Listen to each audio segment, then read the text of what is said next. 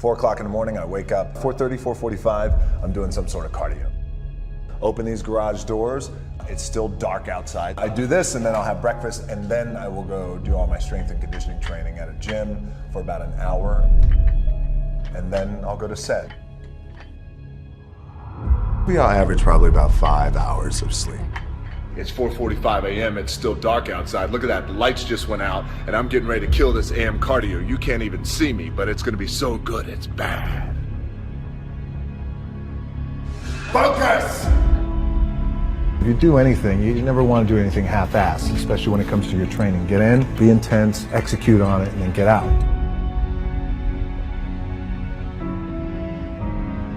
For a lot of guys out there, and I was certainly one of those guys, in my 20s, I thought I had all the answers, didn't know shit. By the way, in my 30s, I'm still trying to find myself, as a lot of guys are out there. Hopefully when you hit your 40s, you're hitting a nice stride.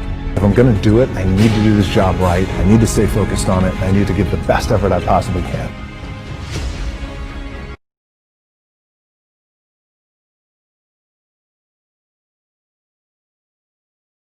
Find your vision and follow it. If you don't have a goal, if you don't have a vision, you just drift around. And you're not going to be happy. I grew up after the Second World War. Austria, right along with Germany, lost the Second World War. There was, of course, depression. There was a terrible economic situation. I wanted to get out of there. I wanted to escape. And luckily, one day in school, I watched a documentary about America. I knew exactly that is where I wanted to end up. The question was just, how do I get there? How do I get to America? No one had the money to travel or anything. But one day I was fortunate enough to see a bodybuilding magazine.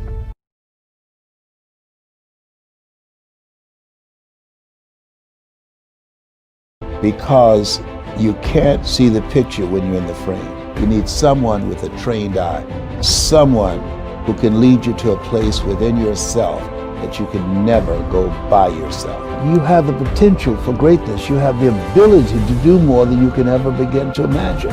Doesn't matter what they're saying about you. Doesn't matter because you failed this test. Doesn't matter because you're not good in math. That you can't do calculus, algebra. Those things don't define you. You're greater than you think you are.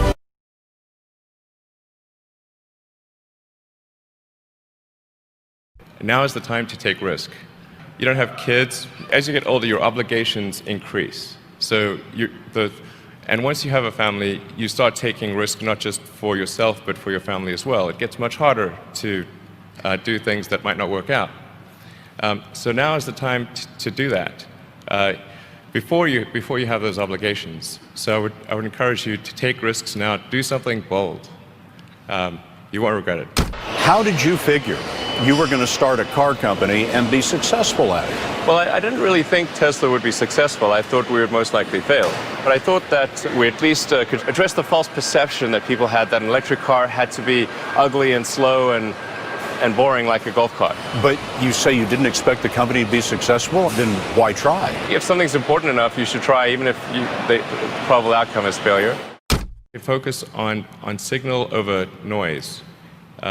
A lot of companies get confused. They spend money on things that don't actually make the product better. For example, at Tesla, we've never spent any money on advertising. We put all of the money into R&D and manufacturing and design to try to make the car as good as possible. I think that's the way to go.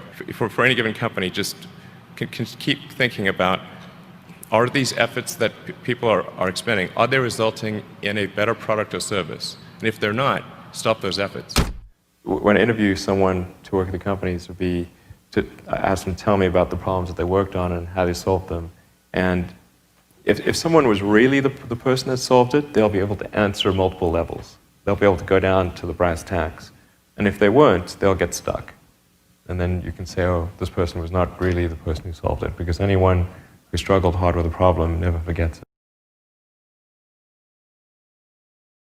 it. Really liking what you do, whatever area that you get into, given that even if you're the best, there's always a chance of failure. So I think it's important that you really like whatever you're doing. If you don't like it, life is too short. if you like what you're doing, you think about it even when you're not working. I mean, it'll just, it's something that your mind is drawn to. And if you don't like it, you just really can't make it work, I think.